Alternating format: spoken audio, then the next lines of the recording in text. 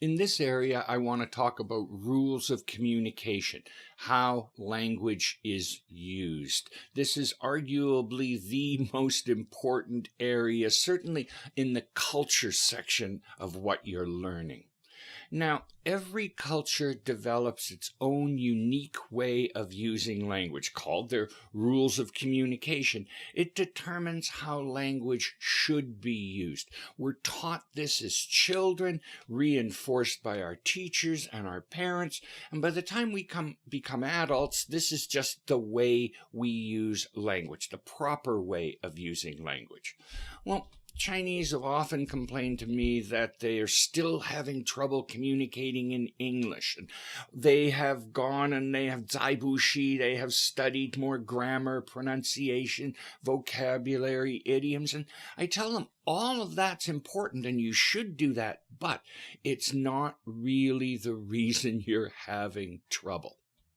Most people think cross-culture communication is a one-step process, that all you need is sufficient language skills in common. Your English, my Chinese, we both speak French, really makes no difference. As long as there is enough language skills, pronunciation, vocabulary, idioms, grammar, those things, well, we should be able to communicate. Well, you must have a sufficient level of language skills, but that's only the first step. The second step is you need a way of using language in common, and this is where the problems happen. I want to explain by looking at two key areas: asking questions and disagreement. Let's start with asking questions.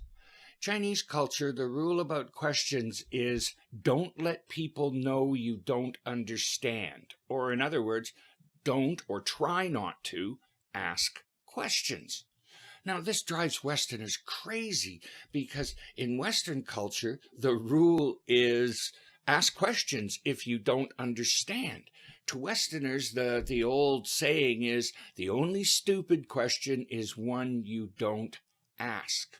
So in Western culture, asking questions is a big part of our life, big part of our education. And so in the West, if I ask you a question and you are silent, that means you agree. And so what happens is that you are told something you don't understand, but you don't want to ask a question, so you don't ask a question.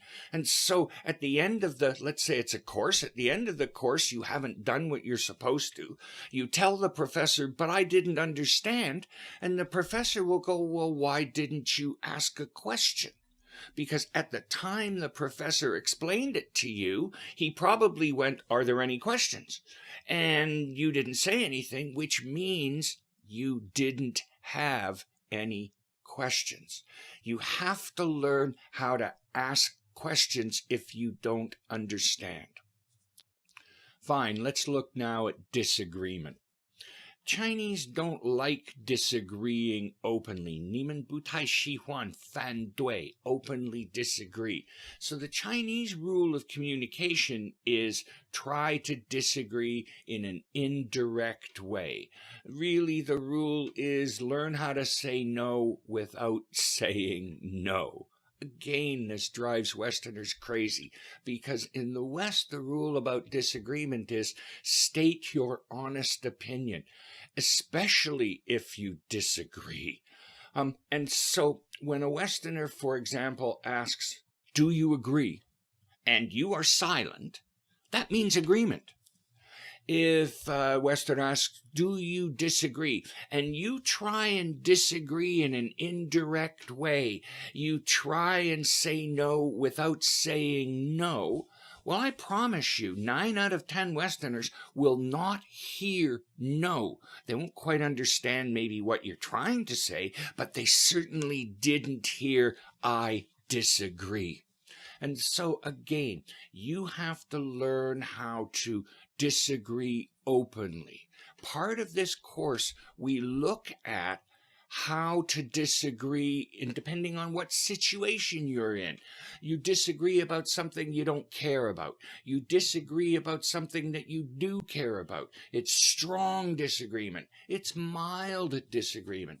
It's mama hoo-hoo, you don't really agree or disagree. And so I will be giving you examples of what to say in each situation.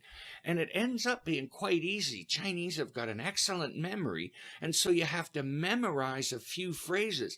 But when this situation comes up in the future and you want to disagree about something you care about that is important, well, then you know what to say.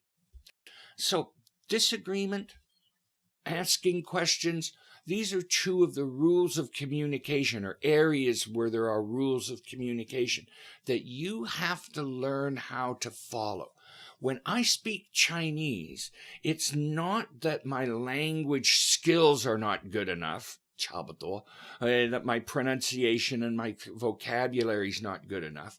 My wife complains that I am rude, Chulu, when I speak Chinese, because even though I'm using Chinese words, I'm speaking as a Westerner. I'm too direct. I'm not going around in a circle. I'm not paying attention to the other person's feelings. All the things that are important in Chinese communication. So we look at 8 different rules of communication in Western culture and 8 different rules of communication in Chinese culture. As I say, these are absolutely important, but they're actually pretty easy to learn and to use. The issue is you have to know about them first, and that's what this course will do. So that's about it for here. Let's move on.